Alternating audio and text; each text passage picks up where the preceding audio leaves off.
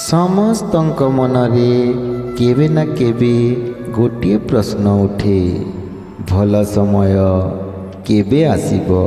କେତେବେଳେ ଅସୁବିଧାର ବୋଝ ଏତେ ଭାରି ହୋଇଯାଏ ଯେ ଜୀବନ ହତାଶାର ଅନ୍ଧକାରରେ ବୁଡ଼ିଯାଏ। ଏହା ଯେପରି ଚାରିପାଖକୁ ଅନ୍ଧାର ଘେରିଯାଏ ଏବଂ ତାପରେ ମନ ନୀରବ ହୋଇଯାଏ ଏବଂ ପରମେଶ୍ୱରଙ୍କୁ ପଚାରେ, ହେ ପ୍ରଭୁ, ଭଲ ସମୟ କେବେ ଆସିବ? ହେ ପ୍ରଭୁ, ଭଲ ସମୟ କେବେ ଆସିବ? କିନ୍ତୁ ବନ୍ଧୁଗଣ, ଆପଣମାନେ ଜାଣିଛନ୍ତି କି ଭଗବାନ ଶ୍ରୀହରି ଅନେକ ଥର ଏହି ବାର୍ତ୍ତା ଦେଇଛନ୍ତି ଯେ ଯିଏ ଧୈର୍ଯ୍ୟ ହରାଏ ନାହିଁ, ଯିଏ ବିଶ୍ୱାସ ବଜାୟ ରଖେ, ତାଙ୍କ ପାଇଁ ଭଲ ସମୟ ନିଶ୍ଚିତ ଭାବରେ ଆସିଥାଏ। ମହାଯୁଦ୍ଧର ରଣଭୂମିରେ ଯେତେବେଳେ ଅର୍ଜୁନ ନିରାଶ ହୋଇଥିଲେ, ସେ ଅନୁଭବ କରିଥିଲେ ଯେ ସବୁକିଛି ଶେଷ ହୋଇଗଲା। ସେତେବେଳେ ଶ୍ରୀହରି, ସେହି ବିଷ୍ଣୁ, ସେହି ଭଗବାନ ଶ୍ରୀକୃଷ୍ଣ ଅର୍ଜୁନଙ୍କୁ କହିଲେ, ସମୟର ଅକ୍ଷ ସର୍ବଦା ଗତିଶୀଳ। ଆଜି ଯାହା ଯନ୍ତ୍ରଣା, କାଲି ତାହା ଆନନ୍ଦରେ ପରିଣତ ହେବ। ଏହା ଜୀବନର ନିୟମ। ନା ସୁଖ ସ୍ଥାୟୀ, ନା ଦୁଃଖ ସ୍ଥାୟୀ। ଏ ଦୁଇଟି ଆସିବ ଏବଂ ଚାଲିଯିବ, କିନ୍ତୁ ଯିଏ ପ୍ରଭୁଙ୍କ ଉପରେ ଭରସା ରଖେ, ଯିଏ ଧୈର୍ଯ୍ୟ, ପ୍ରେମ ଏବଂ ବିଶ୍ୱାସ ସହିତ ନିଜ କାର୍ଯ୍ୟପଥରେ ସ୍ଥିର ରହେ, ତାହାର ସର୍ବୋତ୍ତମ ସମୟ ନିଶ୍ଚିତ ଭାବରେ ଆସିବ। ବନ୍ଧୁଗଣ, ବହୁତ ଦିନ ପୂର୍ବେ ଜଣେ ଗରିବ ବ୍ରାହ୍ମଣ ଥିଲେ। ସେ ବହୁତ ସତ୍ୟବାଦୀ, ଭକ୍ତ ଏବଂ ପରିଶ୍ରମୀ ଥିଲେ, କିନ୍ତୁ ତାଙ୍କ ଜୀବନରେ ବାରମ୍ବାର ଅସୁବିଧାର ସମ୍ମୁଖୀନ ହେବାକୁ ପଡ଼ିଲା। କେତେବେଳେ ଖାଦ୍ୟର ଅଭାବ, କେତେବେଳେ ରୋଗ, କେତେବେଳେ ଅପମାନ। ଲୋକମାନେ ତାଙ୍କୁ ପରିହାସ କରୁଥିଲେ। ଲୋକମାନେ କହିବାକୁ ଲାଗିଲେ, ତୁମ ଭକ୍ତିର ଲାଭ କ'ଣ? ତୁମର ପରମେଶ୍ୱର ତୁମକୁ ଦେଖନ୍ତି ନାହିଁ। ଏହି ପୂଜା ଉପବାସ ତ୍ୟାଗ କରିଦିଅ।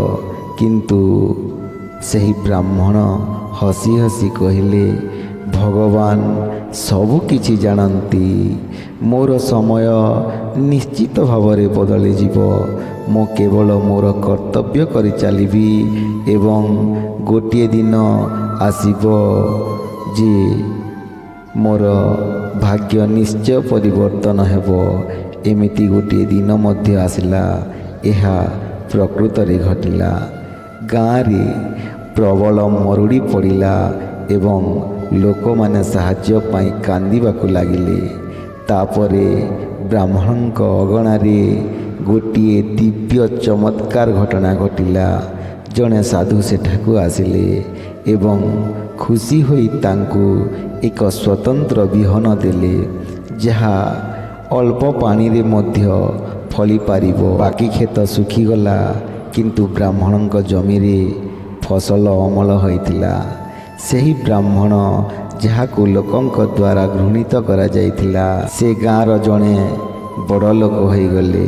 ଲୋକମାନେ ତାଙ୍କ ପାଖକୁ କ୍ଷମା ମାଗିବାକୁ ଆସିଲେ। ତାପରେ ବ୍ରାହ୍ମଣ କହିଲେ, ମୁଁ ବିଶ୍ୱାସ ହରାଇ ନଥିଲି, କାରଣ ମୁଁ ଜାଣିଥିଲି ଯେ ଶୁଭ ସମୟ ନିଶ୍ଚିତ ଭାବରେ ଆସିବ ଏବଂ ଶ୍ରୀହରି ଆମକୁ ଏହି ବାର୍ତ୍ତା ଦେଇଛନ୍ତି, ତୁମର କାମ ତୁମେ କରିଚାଲ, ଫଳାଫଳ ବିଷୟରେ ଚିନ୍ତା କର ନାହିଁ। ଯିଏ ଭଲ ଦିନ ପାଇଁ ଅପେକ୍ଷା କରେ, ତାର ସମୟ ନିଶ୍ଚିତ ଭାବରେ ଆସିଥାଏ। କିନ୍ତୁ ଯିଏ ମଝି ରାସ୍ତାରେ ହାର ମାନିଯାଏ ଏବଂ ଈଶ୍ୱରଙ୍କ ଉପରେ ବିଶ୍ୱାସ ହରାଇ ଦିଏ, ସେ ନିଜେ ତାର ସୌଭାଗ୍ୟରୁ ବଞ୍ଚିତ ହୋଇଥାଏ। ଶ୍ରୀହରି ପ୍ରଭୁ ଶ୍ରୀକୃଷ୍ଣ ଗୀତାରେ କହିଛନ୍ତି, କେବଳ ମୋ ଆଶ୍ରୟକୁ ଆସ, ମୁଁ ତୁମର ସମସ୍ତ ପାପ ନଷ୍ଟ କରି ତୁମକୁ ମୋକ୍ଷ ଦେବି। ତେଣୁ ବନ୍ଧୁଗଣ, ଯେତେବେଳେ ଜୀବନରେ କଷ୍ଟକର ମୋଡ଼ ଆସେ, ସେତେବେଳେ ସମସ୍ତ ଦ୍ୱାର ବନ୍ଦ ହୋଇଯାଏ। ସେତେବେଳେ କେବଳ ଆଖି ବନ୍ଦ କରି ହୃଦୟରୁ ଡାକନ୍ତୁ, ହେ ଶ୍ରୀହରି, ମୁଁ ତୁମର ଶରଣରେ ଅଛି।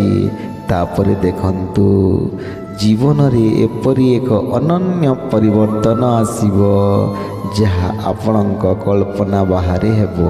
ମହାଭାରତ ଯୁଗରେ ଯେତେବେଳେ ଦ୍ରୌପଦୀଙ୍କ ବସ୍ତ୍ର ଟଣାଯାଉଥିଲା, ସେ ପ୍ରଥମେ ନିଜ ଶକ୍ତି ଉପରେ ଏବଂ ତାପରେ ତାଙ୍କ ସ୍ୱାମୀମାନଙ୍କ ଉପରେ ଭରସା କରିଥିଲେ।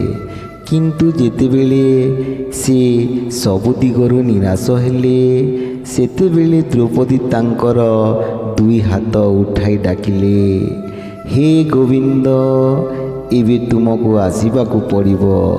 ଏବଂ ସେହି ମୁହୂର୍ତ୍ତରେ ଭଗବାନ ନାରାୟଣ ତାଙ୍କ ଶକ୍ତି ସାହାଯ୍ୟରେ ତାଙ୍କ ପୋଷାକର ଲମ୍ବ ବଢ଼ାଇ ଦେଲେ।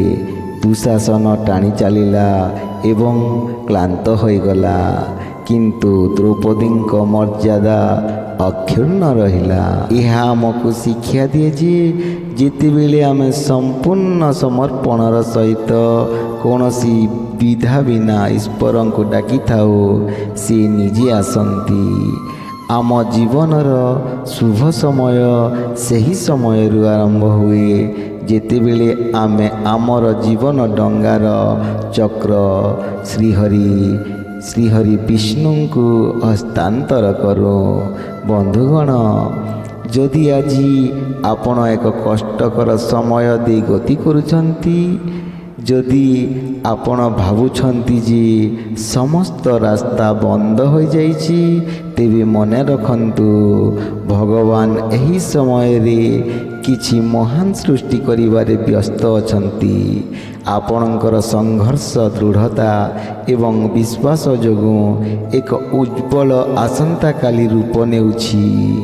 ପ୍ରଭୁ ପ୍ରତିଶ୍ରୁତି ଦେଇଛନ୍ତି, ମୋ ଉପରେ ଅଟଳ ବିଶ୍ୱାସ ରଖିଥିବା ବ୍ୟକ୍ତିଙ୍କୁ ମୁଁ କେବେ ବି ପତନ ପଥରେ ଯିବାକୁ ଦେବି ନାହିଁ। ତେଣୁ ପ୍ରିୟ ବନ୍ଧୁଗଣ, ପରବର୍ତ୍ତୀ ସମୟରେ ଯେତେବେଳେ ଆପଣଙ୍କର ହୃଦୟ ଭାରୀ ହୋଇଯିବ ଏବଂ ଆପଣଙ୍କର ଆଖି ଓଦା ହୋଇଯିବ, ସେତେବେଳେ ନିଶ୍ଚୟ କହିବେ, ଜୟ ଶ୍ରୀହରି, ମୋର ସମୟ ନିଶ୍ଚିତ ଭାବରେ ଆସିବ।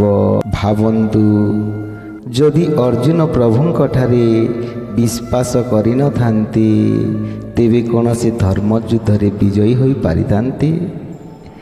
ଯଦି ପାଞ୍ଚାଳି ଶେଷ ମୁହୂର୍ତ୍ତରେ ହାର ମାନିନଥାନ୍ତେ, ତେବେ କ'ଣ ତାଙ୍କ ସମ୍ମାନ ରକ୍ଷା ହୋଇଥାନ୍ତା? ନା, ତେବେ ଆମେ କାହିଁକି ନିରାଶ ହେବା? ଆମେ ମଧ୍ୟ ଶ୍ରୀହରିଙ୍କ ସନ୍ତାନ। ଆମ ଭିତରେ ମଧ୍ୟ ସେହି ପ୍ରେମ, ସେହି ଶକ୍ତି ବିଦ୍ୟମାନ ଅଛି। ଆମକୁ କେବଳ ବିଶ୍ୱାସ ରଖିବାକୁ ପଡ଼ିବ, ମୋର ଭଲ ସମୟ ନିଶ୍ଚିତ ଭାବରେ ଆସିବ। ଆଉ ଯେତେବେଳେ ସେହି ମୁହୂର୍ତ୍ତ ଆସିବ, ସେତେବେଳେ ଆପଣ ନିଜେ କହିବେ, ଧନ୍ୟ ତୁମେ ମାଧବ, ଯାହା ବି ହେଲା ସବୁ ମୋ ସପକ୍ଷରେ ଥିଲା। ତେଣୁ ଆଜିଠାରୁ ଏକ ସଂକଳ୍ପ ନିଅନ୍ତୁ, କୌଣସି କଷ୍ଟ, କୌଣସି ପ୍ରତିବନ୍ଧକ, କୌଣସି ସମସ୍ୟା ମୋର ବିଶ୍ୱାସକୁ ଦୋହଲାଇ ପାରିବ ନାହିଁ।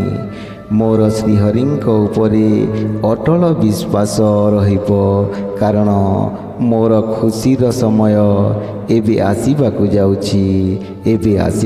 ଯାଉଛି। ଏବେ ଆଉ ଗୋଟିଏ ଛୋଟ କଥା ଶୁଣନ୍ତୁ। ଭଗବତ ଗୀତାରେ ଭଗବାନ ଶ୍ରୀକୃଷ୍ଣ କହିଥିଲେ, ସୁଖ ଏବଂ ଦୁଃଖ, କ୍ଷତି ଏବଂ ଲାଭ, ଜୟ ଏବଂ ପରାଜୟକୁ ସମାନ ଭାବରେ ଦେଖନ୍ତୁ। ତାପରେ ଯାହା ହେବ ତାହା କେବଳ ତୁମର କଲ୍ୟାଣ ପାଇଁ ହେବ। ବନ୍ଧୁଗଣ, ଯେତେବେଳେ ଆମେ ଶ୍ରୀହରିଙ୍କୁ ନିର୍ମଳ ହୃଦୟରେ ସ୍ମରଣ କରିଥାଉ, ସେହି ମୁହୂର୍ତ୍ତଟି ଆମ ଭିତରେ ଥିବା ଅନ୍ଧକାରକୁ ଦୂର କରିଦେଇଥାଏ। କାରଣ ନାରାୟଣଙ୍କ ନାମ ଏକ ସାଧାରଣ ଶବ୍ଦ ନୁହେଁ, ଏହା ଏକ ଦିବ୍ୟ ଆଲୋକ, ଏକ ଶକ୍ତିଶାଳୀ ଆଶୀର୍ବାଦ ଯାହା ଜୀବନର ପ୍ରତ୍ୟେକ ପ୍ରତିବନ୍ଧକକୁ ନଷ୍ଟ କରିଦେଇଥାଏ। ତେଣୁ ଏବେ ଆମେ ଜାଣିଛୁ ଯେ ଭଲ ସମୟ ନିଶ୍ଚିତ ଭାବରେ ଆସିବ। ଆମକୁ ଏହା ମଧ୍ୟ ବୁଝିବାକୁ ପଡ଼ିବ ଯେ ସେହି ଭଲ ସମୟ ଆସିବା ପର୍ଯ୍ୟନ୍ତ ଆମେ କିପରି ବଞ୍ଚିବା ଉଚିତ, ଆମେ କିପରି ହସିବା ଉଚିତ ଏବଂ ଆମେ କିପରି ପରମେଶ୍ୱରଙ୍କ ଉପରେ ପୂର୍ଣ୍ଣ ବିଶ୍ୱାସ ବଜାୟ ରଖିବା ଉଚିତ। ଶ୍ରୀହରି ଅର୍ଜୁନଙ୍କୁ କହିଲେ, ହେ ଅର୍ଜୁନ, ତୁମେ କେବଳ ତୁମର କର୍ତ୍ତବ୍ୟ କର ଏବଂ ଯାହା ଫଳ ପାଇବ ତାହା ମୋର ପ୍ରସାଦ ଭାବରେ ଗ୍ରହଣ କର। କଳ୍ପନା କରନ୍ତୁ, ଯଦି ଆମେ ପ୍ରତ୍ୟେକ ପରିସ୍ଥିତିକୁ ପରମେଶ୍ୱରଙ୍କ ଆଶୀର୍ବାଦ ଭାବରେ ବିଚାର କରିବା, ତେବେ ଆମେ ଦୁଃଖରେ ମଧ୍ୟ ସାନ୍ତ୍ୱନା ପାଇପାରିବା ଏବଂ ଯନ୍ତ୍ରଣାରେ ମଧ୍ୟ ଅନୁଗ୍ରହ ଦେଖିପାରିବା। ଏବେ ଆଉ ଏକ କାହାଣୀ ଶୁଣନ୍ତୁ ଯାହା ଆତ୍ମାକୁ ସ୍ପର୍ଶ କରିବ। ଗୋଟିଏ ଗାଁରେ ଜଣେ କଠିନ ପରିଶ୍ରମୀ ଚାଷୀ ଥିଲେ। ସେ ସକାଳରୁ ରାତି ପର୍ଯ୍ୟନ୍ତ କ୍ଷେତରେ କାମ କରୁଥିଲେ, କିନ୍ତୁ ଗୋଟିଏ ବର୍ଷ ପର୍ଯ୍ୟନ୍ତ ବର୍ଷା ହେଲା ନାହିଁ। ସମ୍ପୂର୍ଣ୍ଣ ଫସଲ ନଷ୍ଟ ହୋଇଗଲା। ଘରେ ଖାଦ୍ୟ ମଧ୍ୟ ବାକି ନଥିଲା। ତଥାପି ସେ ପ୍ରତିଦିନ ସକାଳେ ମନ୍ଦିରକୁ ଯାଉଥିଲେ, ଘଣ୍ଟି ବଜାଉଥିଲେ ଆଉ କହୁଥିଲେ, ହେ ବଂଶୀଧର, ମୁଁ ଆଜି ମଧ୍ୟ ତୁମ ପ୍ରତି କୃତଜ୍ଞ। ଗାଁର ଲୋକମାନେ ଆଶ୍ଚର୍ଯ୍ୟ ହୋଇ ପଚାରିଲେ, ତୁମେ ସବୁ କିଛି ହରାଇଛ, ତୁମେ କ'ଣ ପାଇଁ କୃତଜ୍ଞ? ଚାଷୀ ହସି ହସି କହିଲେ, ଯାହା ହଜିଗଲା ତାହା ଭଗବାନଙ୍କର, ଯାହା ବାକି ଅଛି ତାହା ମଧ୍ୟ ତାଙ୍କର କୃପା ଏବଂ ଯାହା ଭବିଷ୍ୟତରେ ମୁଁ ପାଇବି ତାହା ମଧ୍ୟ ସେ ପଠାଇବେ। ତେବେ ମୁଁ କାହିଁକି ଚିନ୍ତା କରିବି? ବନ୍ଧୁଗଣ, ଯଦି ଆମେ ଏପରି ଅଟଳ ବିଶ୍ୱାସ ଏବଂ ସମର୍ପଣ ବିକଶିତ କରିବା, ତେବେ କୌଣସି ଝଡ଼ ଆମକୁ ଦୋହଲାଇ ପାରିବ ନାହିଁ। ମନେ ରଖନ୍ତୁ, ପରମେଶ୍ୱର ବିଳମ୍ବ କରିପାରନ୍ତି, କିନ୍ତୁ ସେ କେବେ ଅନ୍ୟାୟ କରନ୍ତି ନାହିଁ। ଯିଏ ହୃଦୟରୁ ଡାକେ, ଯିଏ ଧୈର୍ଯ୍ୟର ସହିତ ଅପେକ୍ଷା କରେ, ଗୋଟିଏ ଦିନ ତାଙ୍କ ବ୍ୟାଗ ଏପରି ପୂର୍ଣ୍ଣ ହୁଏ ଯେ ସେ ନିଜେ ମଧ୍ୟ ଆଶ୍ଚର୍ଯ୍ୟ ହୋଇଯାଆନ୍ତି। ଭଗବାନ କହିଛନ୍ତି, ଯେଉଁମାନେ ମୋତେ ଭକ୍ତି ସହିତ ଧ୍ୟାନ କରନ୍ତି ସେମାନଙ୍କର ସମସ୍ତ ଜରୁରୀ ଆବଶ୍ୟକତା ମୁଁ ନିଜେ ବହନ କରେ। ଅର୍ଥାତ୍ ଯେଉଁଠାରେ ତୁମର ଧାରଣା ବନ୍ଦ ହୋଇଯାଏ, ସେହିଠାରେ ପରମେଶ୍ୱରଙ୍କର କୃପା ଆରମ୍ଭ ହୁଏ। ଯେତେବେଳେ ତୁମର ପ୍ରୟାସ ବିଫଳ ହୋଇଯାଏ, ସେତେବେଳେ ଈଶ୍ୱର ତାଙ୍କର ଛାଇ ପକାଇବା ଆରମ୍ଭ କରନ୍ତି। ପ୍ରିୟ ବନ୍ଧୁଗଣ, ଯଦି ଏହି ସମୟରେ ଜୀବନର କିଛି ଶୂନ୍ୟତା, କିଛି ଅସମ୍ପୂର୍ଣ୍ଣତା ଅଛି, ତେବେ ନିରାଶ ହୁଅନ୍ତୁ ନାହିଁ। ଏହା ମଧ୍ୟ ପରମେଶ୍ୱରଙ୍କର ଯୋଜନାର ଏକ ଅଂଶ। ସେ ତୁମକୁ କିଛି ସ୍ୱତନ୍ତ୍ର ଦେବାକୁ ପ୍ରସ୍ତୁତ ହେଉଛନ୍ତି। ସେ ତୁମକୁ ଏପରି ଏକ ସ୍ଥାନକୁ ନେଇଯିବେ ଯେଉଁଠାରୁ ତୁମେ ପଛକୁ ଚାହିଁ କହିବ, ଧନ୍ୟ ସେହି କଷ୍ଟକର ପଥଗୁଡ଼ିକ ଯାହା ମୋତେ ଏଠାକୁ ଆଣିଛି। ଭାବନ୍ତୁ, ଯଦି ପ୍ରବଳ ବର୍ଷା ନ ହୁଏ, ତେବେ ବିହନ କିପରି ଗଜା ହେବ? ଯଦି ସୂର୍ଯ୍ୟ କିରଣ ନଥାଏ, ତେବେ ଗଛ କିପରି ଶକ୍ତିଶାଳୀ ହେବ? ସେହିପରି ଯେତେବେଳେ ଜୀବନରେ ସଙ୍କଟ ଆସେ, ଯେତେବେଳେ ପ୍ରତ୍ୟେକ ପରିସ୍ଥିତି କଠିନ ହୋଇଯାଏ, ସେଗୁଡ଼ିକ ଆମକୁ ନଷ୍ଟ କରିବାକୁ ନୁହେଁ, ବରଂ ଆମକୁ ଉନ୍ନତ କରିବାକୁ ଆସନ୍ତି। ଶ୍ରୀହରି ଏହା ଶିକ୍ଷା ଦିଅନ୍ତି ଯେ, ହେ ପାର୍ଥ, ତୁମେ ସାହସୀ। ଯୁଦ୍ଧକ୍ଷେତ୍ରରେ ତୁମକୁ ଦୃଢ଼ ଭାବରେ ଠିଆ ହେବାକୁ ପଡ଼ିବ। ତୁମର କର୍ତ୍ତବ୍ୟ ହେଉଛି ଯୁଦ୍ଧ କରିବା। ମୋ କୃପାରୁ ତୁମେ ବିଜୟ ହାସଲ କରିବ। ଈଶ୍ୱର ଏହା ପୂର୍ବରୁ କହିସାରିଛନ୍ତି। ତେଣୁ ବନ୍ଧୁଗଣ, ଯେତେବେଳେ ଜୀବନ ଏକ ଯୁଦ୍ଧ ହୋଇଯାଏ, ଯେତେବେଳେ ସବୁଠି ଅସୁବିଧା ଦେଖାଦିଏ, ସେତେବେଳେ ହସ ଏବଂ ଭଗବାନଙ୍କୁ ମନେ ପକାଅ, କାରଣ ସେ ତୁମର ସଫଳତାର ଲିପି ଲେଖି ସାରିଛନ୍ତି।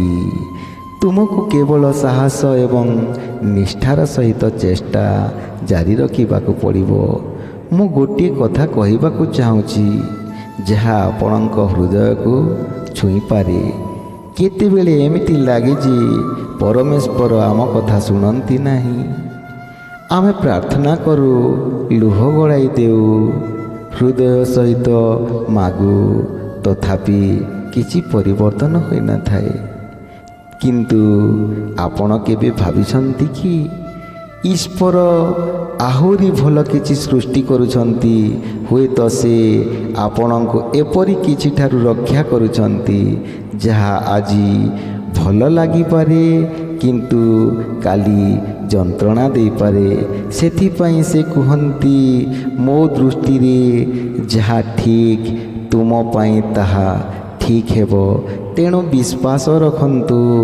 ଯଦି କୌଣସି ଇଚ୍ଛା ପୂରଣ ହେଉନାହିଁ, ତେବେ ହୁଏତ ସମୟ ଠିକ୍ ନାହିଁ, ନଚେତ୍ ସେହି ଇଚ୍ଛା ଆପଣଙ୍କ ପାଇଁ ଉଦ୍ଦିଷ୍ଟ ନୁହେଁ।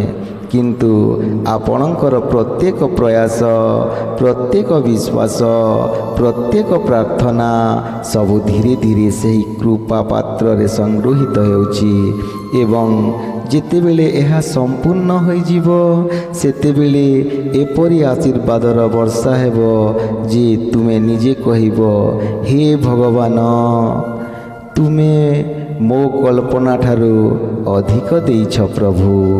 ଏବଂ ତାପରେ ସେହି ଦିନ ଆସିବ ଯାହାର ସ୍ୱପ୍ନ ତୁମେ ବର୍ଷ ବର୍ଷ ଧରି ଦେଖିଛ ଏବଂ ତୁମେ ଅନୁଭବ କରିବ ଯେ ଉଜ୍ଜ୍ୱଳ ସମୟ କେବଳ ଏକ ସ୍ୱପ୍ନ ନଥିଲା, ସେଗୁଡ଼ିକ ନିଶ୍ଚିତ ଥିଲା।